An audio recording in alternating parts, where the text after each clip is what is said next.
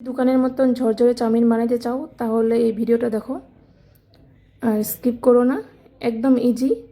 আমি কয়েকটা টিপস বলে দেবো, একদম ঝরঝরে চাউমিন হয়ে যাবে।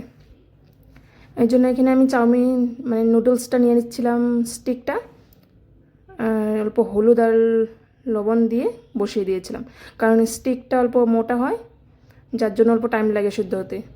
আর সিদ্ধ হয়ে যাওয়ার পর নামিয়ে নিয়ে ঠান্ডা জল দিয়ে ধুয়ে অল্প অয়েল লাগিয়ে তারপর কিছু সময় ঠান্ডা হতে দেবে।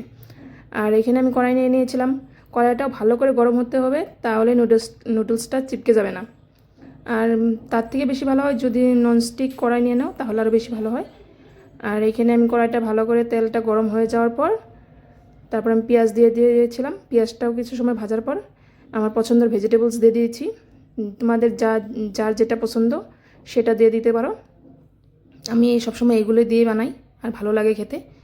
এখানে আমি ক্যাপসিকাম, গাজর, বিনস আর পেঁয়াজটা ভেজে নিয়েছিলাম।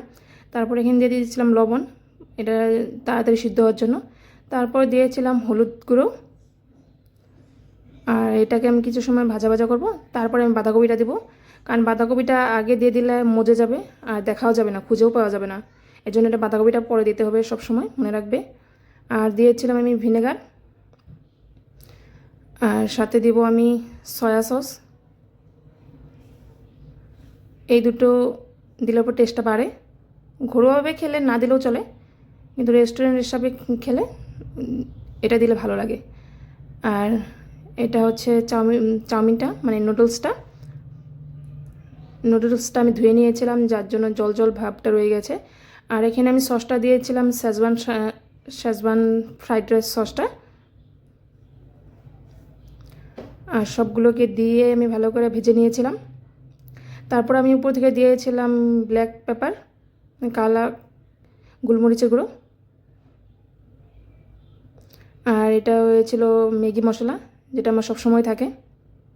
আমি নিরামিষ সবজি বানালেও আমি এটা দিয়ে দিই। আর এটা সবগুলোকে দিয়ে ভালো করে ভেজে নেব। আর দেখো আমার কড়াইতে কিন্তু অল্পও চিপকে নেই, কারণ আমি কড়াইটা ভালো করে গরম করে নিয়েছিলাম, প্লাস আমি তেলটা ভালো করে গরম করে নিয়েছিলাম। আর এটা হয়ে যাওয়ার পর আমি গ্যাসটা অফ করিনি, কিন্তু উপরে আমি ভেজিটেবলস কিছু দিয়ে দিয়েছিলাম, ধনেপাতা দিয়েছিলাম।